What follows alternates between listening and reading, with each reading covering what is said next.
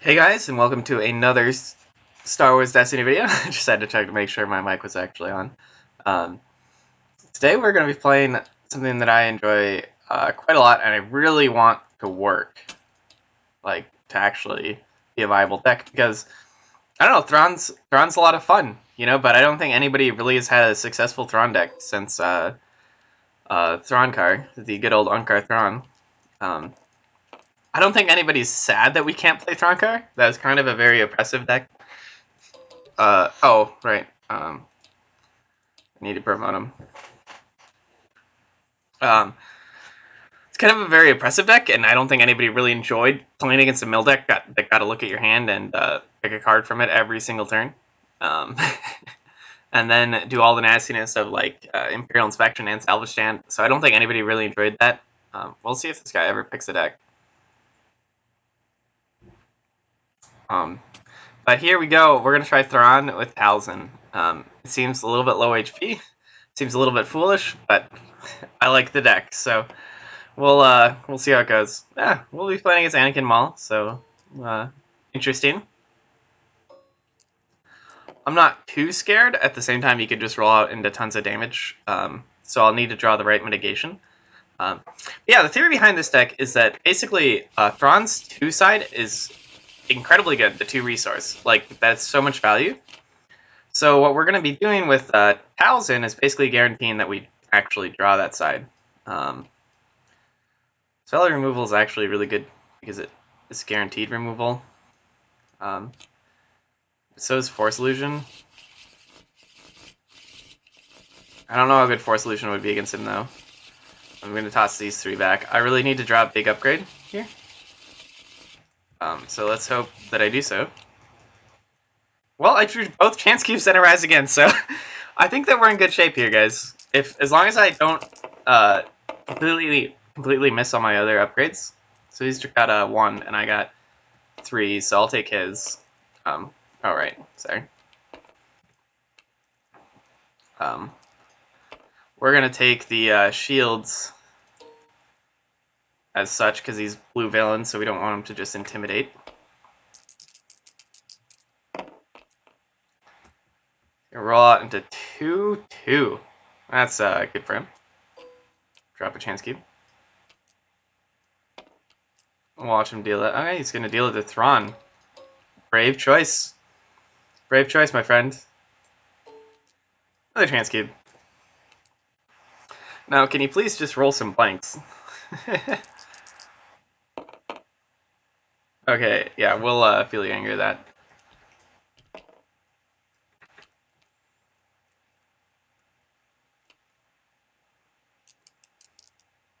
The other great thing about this deck is that, yeah, sure. Okay, so we got a rocket launcher in a graveyard now.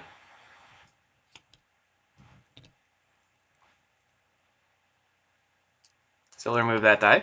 The other great thing about this deck is that you get to see the removal every single turn.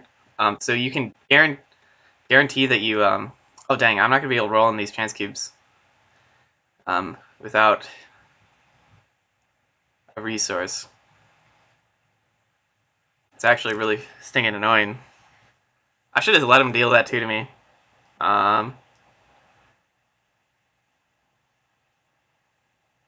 Roll Talzin, flip the resource side. We could roll Thrawn, put these back in our hand, and then put them on Talzin. But then I might not get a resource from Thrawn.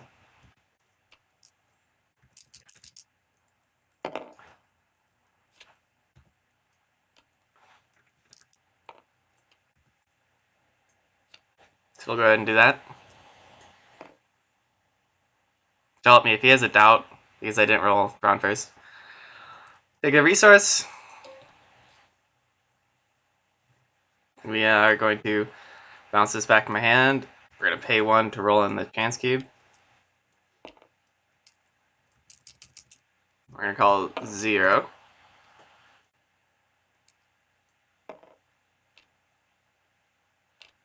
Okay, cool. He has money for that, sadly.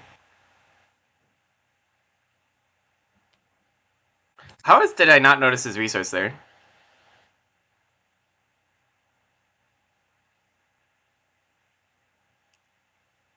He's gonna isolate that.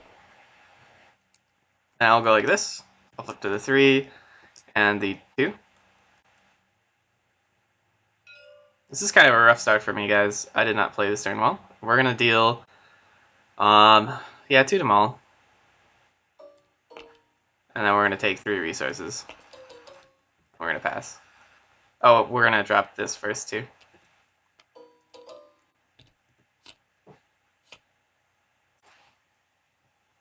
Dang it. Still no damage upgrades. This game is hard, guys. Game is hard. This is like the biggest weakness of the deck is that I only run 6 damage upgrades. So if I don't draw into them, my damage cap is like really low. I think we're just gonna roll out Thrawn just to get stuff into the thing. We're gonna pay 2 to keep the chance cubes. We're gonna call 1.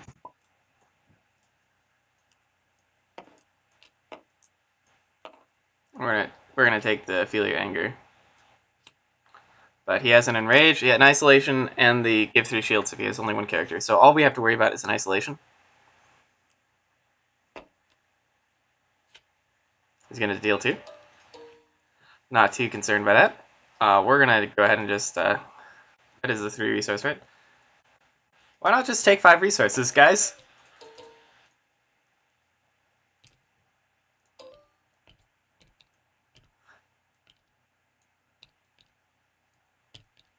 Seems good. Chance cubes are fair, guys. Chance cubes are fair.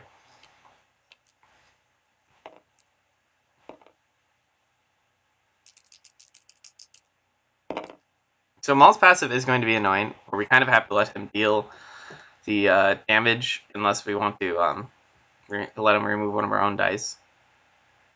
I don't think playing the Crystal Ball is really worth it at this point. So we're just going to roll out 1,000.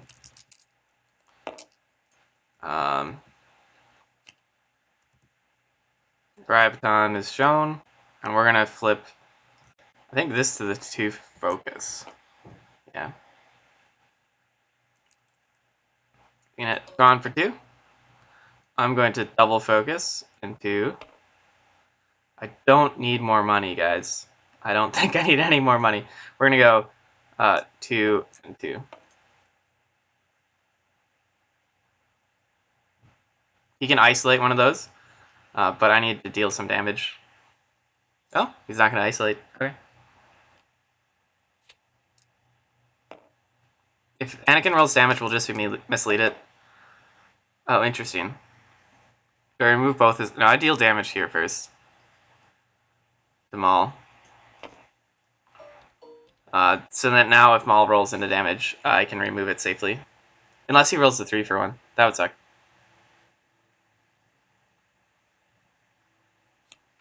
No lightsaber pull. Nice. And I think that this is where I go, Feel Your Anger.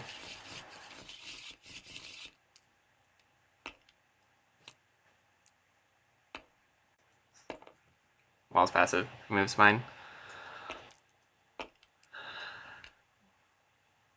He's gonna claim. I'm gonna play Dark Scheme. So I gotta look at the top 5 cards of his deck.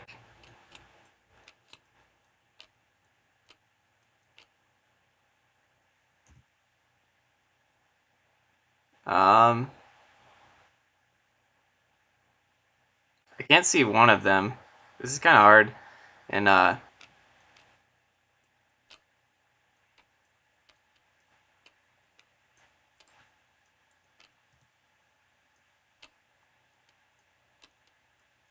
think I've only drawn 4 so far. 5.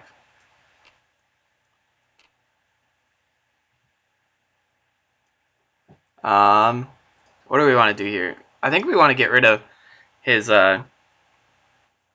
Force Illusion. So we're going to discard the Force Illusion. We can let him have the Heirloom. We'll get rid of the Lightsaber Throw because that actually adds damage. So a Lightsaber Throw is going to be on the bottom. So as far as what he's going to draw here...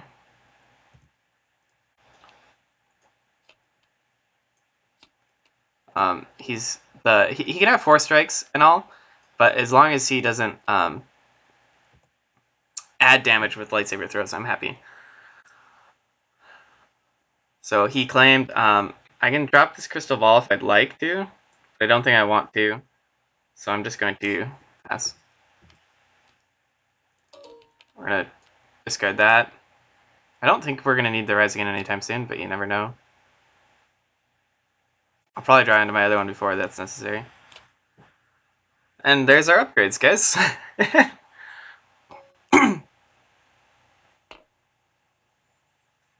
We have 2 misleads for control this turn, so Thrawn may very well die.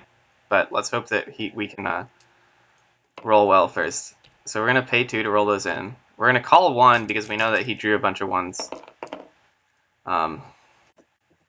1. We can get rid of a 4-strike or an isolation. I think that 4-strike for 2 isn't that scary, so we're going to get rid of any control that he may have for this turn.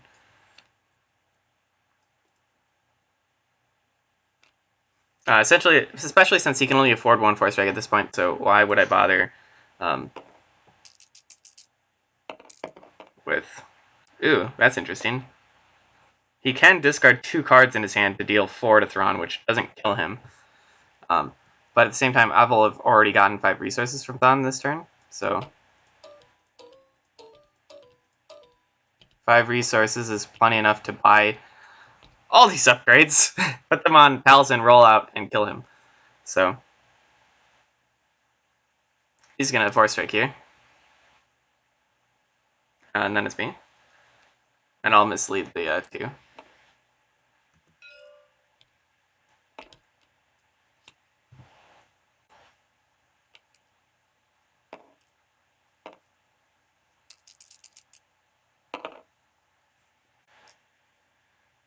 So let's see. 5 damage would kill Thrawn. So I think this is where we let him remove 1 of my dice.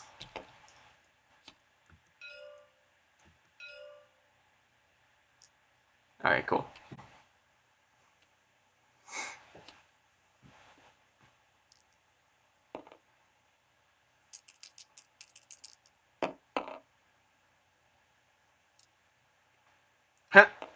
Well, that's like perfect for him. Let's think here. So if we spend 6, we'll still have... I could buy all of these upgrades, but I think I want to keep one of them for rerolls. I'm going to buy the Riot Baton. The 3. And then I think I'll buy the rocket launcher because it's got such high damage sides.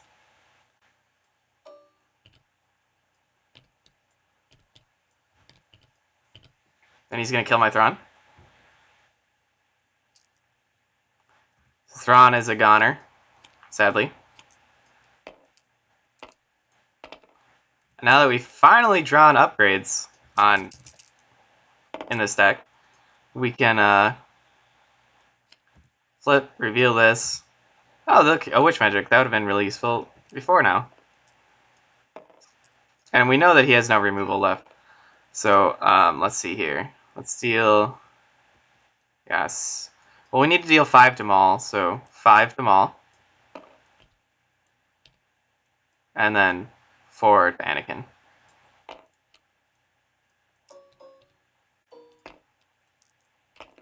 So that was beautiful rolls there. I think we keep Heirloom, just because we might want to use it. Although, ideally at this point we kind of save so that when we draw into our Rise Again, we can... I could just 3 steps ahead here and probably kill him. Well, you know what, guys? We're going to have fun. We're going to do this. We're going to go for the 3 steps ahead play. I don't care about being resource efficient. I'm just going to activate Talzin here. Reroll with Riot Baton. We're going to reveal with Talzin's ability, turn to the 4 for 1, and then with the next 2 actions, we're gonna deal 6.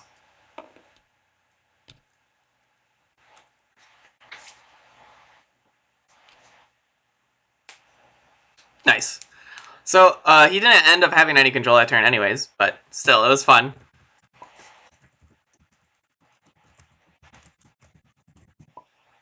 So I'm going to go ahead and exit out of here. Oh,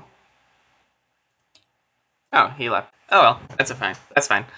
So yeah, so why do I like this deck? Mainly it's just because, I mean, he had a relatively low control deck.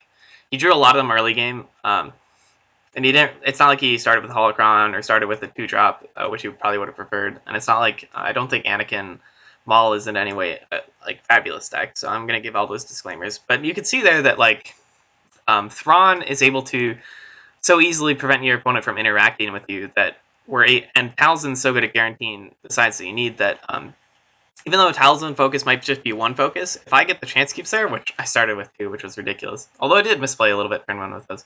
If you get the chance cubes, you use Talzin's ability to focus to like the 2 focus on Thrawn. You know that they have no control, so you 2 focus onto the 3 resource and a 2 resource, and just guarantee so much value out of those dice. Getting 5 resources is a little bit ridiculous on turn 1. Even without that, you can typically get like 2 2s on Thrawn, go into your next turn with 6 resources, or like, yeah, there's just so much that it can do. And then also with your focus, you're able to guarantee the 2 sides on Talzin. And once you get the damage upgrades out there, you're able to guarantee the high sides on them. So against like a 2-character deck like that, you saw that I was very easily able to go out and dish out enough damage to finish them off, despite not drawing any upgrades in the first 2 turns that dealt damage. So yeah, I really like it. If they go for Talzin, you might say, like, don't you just lose all your damage? And I'm like, no, if they go for Talzin, you win, because as you can see there, I get so many resources that if they go for Talzin, I would have been able to rise again that game, pass on that rocket launcher that had gotten milled by spell removal. Overridden it with redeploy upgrades. If they keep going for Talzin, I can, beyond rise again, healing for 5, I have Witch Magic, which heals for 3. That card is nuts. I have a lot of removal in here. I can best defense onto Thrawn. So if they go for Talzin, you just kind of win the game. But yeah, I really, really like this Thrawn deck. It's like the first one that I think is actually good because Thrawn's ability cannot be like underestimated. It is so good to know what your opponent's doing. However, his problem is that he's got like maybe 2 good die sides. The 2 focus is like meh because you're using a 17-point die to focus, but you're able to guarantee 2 sides that you want. So it's meh, and you could see in that game that he used it to some effect. And then it's only really his 2 resource side that is good. That's worth 17 points. But that 2 resource side enables you to spend money on all these cards, and it's so good that if you're able to guarantee it with Talzin, you actually get his points value out of him. Most other pairings, you're just like hoping that you roll a Thrawn 2, and typically it'd be like, well, I guess I'll focus with 1 of Thrawn dice into the other Thrawn dice for 2 resource. But here with like chance keeps and stuff, and Talzin, it's pretty easy to guarantee lots and lots of resources and guarantee the value out of Thrawn. The other thing that's hilarious in this is the Dark Scheme. So the reason why I have this in here, guys, is basically if we look at that card, it looks at the next 5 cards. So you discard 1. So there are 4 cards on top of the deck that you know are there.